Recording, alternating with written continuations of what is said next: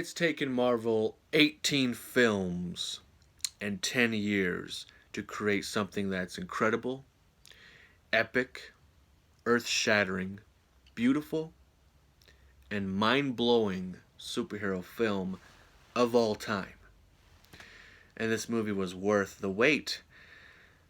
This film, Marvel Studios, they know how to collect all these superheroes that we've known for the past 18 films all together to face off their ultimate villain, which is Thanos. This film is not afraid to take risks because they take a huge risk in this film. And Marvel Studios, they care about their fans, they care about their stories, they care about their characters. And that is why I'm a huge Marvel fan, because that is what they do with these films. This film has made me tear up 3 times. We're going to talk about that in a minute. But I feel like this movie is a Thanos film. This isn't an Avengers film. If you recall, in Civil War, the Avengers broke up. They're no more. They're separated. This is Thanos' film because he's kind of the main character since he's the main villain. I think it's a great idea for him to be that character because he's someone that we've been anticipating to see. And it's incredible to see that his character just be fleshed out, developed. He has a story to tell us, he has a plot, he has a purpose, and he's not willing to let anyone get in his way. So he's very intimidating, and that's what I like about this character. He's very intimidating. And he's not afraid to kill. So Josh Brolin did a fantastic job with his performance as Thanos. It's incredible to see, an actor like that just take on a huge character who's known in the comics as someone powerful. And Josh Brolin does that with this character, so he did a fantastic job doing that. So hats off to Josh Brolin. Not only was he a great Cable in Deadpool 2, but he's a fantastic Thanos in this film. So, good job. Thanos needed to collect 6 stones for his Infinity Gauntlet. In order to do that, he had to collect the Mind Stone, Soul, Space, Reality, Time, and Power Stones. A part of me was like, Avengers, you need to stop him because this can't happen. But then a part of me was also like, you know what? Let's see what happens if he collects these stones. I want to see what happens. Because how powerful can this gauntlet be? How powerful can Thanos become? And I ultimately regret saying that. So, this movie is fast-paced. It's non-stop action. And that's what makes this film so enjoyable.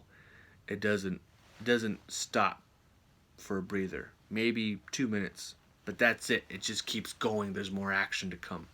And that's what I like about this film. That's what I like about most action films, when there's non-stop. Like, keep it coming. Come on. Let's crank it up a notch. And this film does that. It really does. The trailers are misleading. If you remember the trailers, they're totally misleading. And that's what's the greatest thing about this film, the marketing about it. They marketed it as if everyone shows up together and they talk to each other like Tony Stark talks to Gamora. That doesn't happen in the film. That doesn't happen at all. There's a lot of things in this trailer that do not happen. And one of them is Hulk showing up. Hulk does not show up in this film, guys.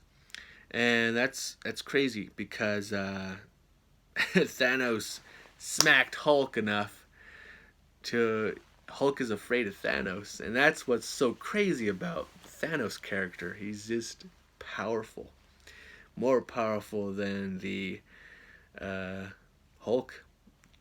Crazy to think about, but yeah, it's true. It is. So it's a crazy thing to have done for the marketing, but it worked very well. And also, there is still tension between Tony Stark and Steve Rogers. Obviously, that the Civil War film it's made a lasting mark on these characters. They're still divided. Tony and Steve are still not talking to each other. Um, they're still not. And what I like about Infinity War is Iron Man has more of a spotlight than Captain America in this film. Captain America, he's there. He doesn't talk a whole lot, but he's there to fight and he's there to defend when he's in Wakanda, fighting alongside with Vision or protecting Vision. But he's fighting alongside with Black Widow, Black Panther, Winter Soldier, and all the others. It's incredible because Iron Man has more of a spotlight in this film, especially his nano suit, which is all nanotech, which is fantastic to see when he puts on the Iron Man suit. It's so amazing. It's crazy. And obviously, what's incredible about this film is the fact that the Avengers are separated, so they're in different groups. There's Wakanda group, there's Guardians of the Galaxy group, and there's the Iron Man group. Again, you gotta watch the film to know what I'm talking about. But let's talk about the Avengers that ended up dying. Again, this film takes so much risks. It's not afraid to do that. But some characters do die. Bucky dies. Scarlet Witch dies. Vision. Spider-Man. Black Panther. Gamora. Groot. Doctor Strange. Mantis. Star-Lord. Drax. Falcon. And Heimdall, who I thought had the Soul Stone, but he does not. That theory was false. And also Nick Fury, Maria Hill, and Loki all die in this film. All due to Thanos' hand. Again, Thanos ain't afraid to kill. And all of them are all dead. So that leaves the original Avengers alive, which I'm grateful for. Whew. So yeah, this is a part 1. We're going to get ourselves a part 2 next year. So I'm pumped up and I'm ready to see this because this is a huge conclusion. Huge cliffhanger. This is the cliffhanger of all cliffhangers, this film.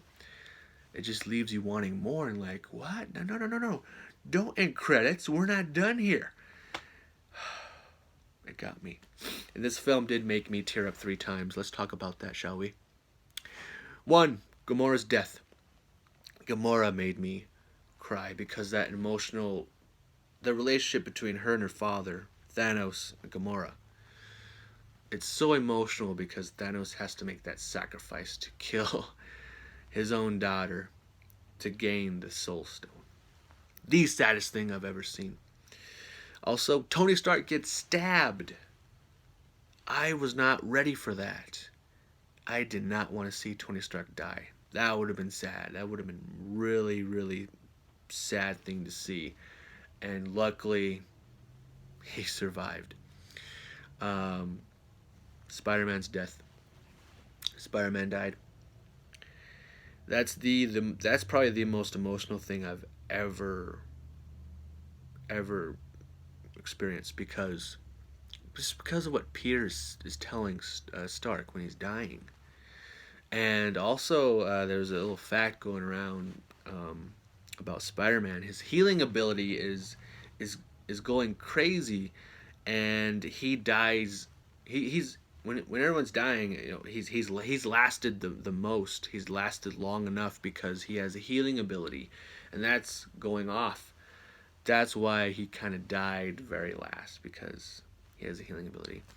Also, when Tony Stark was kind of looking at himself, his hand, he was just like, he was ready to go too, but he didn't die. He didn't disappear into dust. What's incredible about this film is the fact that Iron Man is always ready to die. He's ready to take the sacrifice. In every Avengers film, he's ready. With this film, he was ready, but he's not. He's not dying. Nope, that's not happening. Not on my watch. So yeah, this film has just gone through so much it's an emotional roller coaster for the fans, and it's just an incredible film. They did a fantastic job, and also Iron Man is kind of definitely has a bigger spotlight in this film. This is why I like this film so much more. But again, we get a new one next year, and I'm excited. I'm happy. I can't wait. And also, where's Hawkeye and Ant-Man during all this? Where are they? So we're going to find out pretty soon.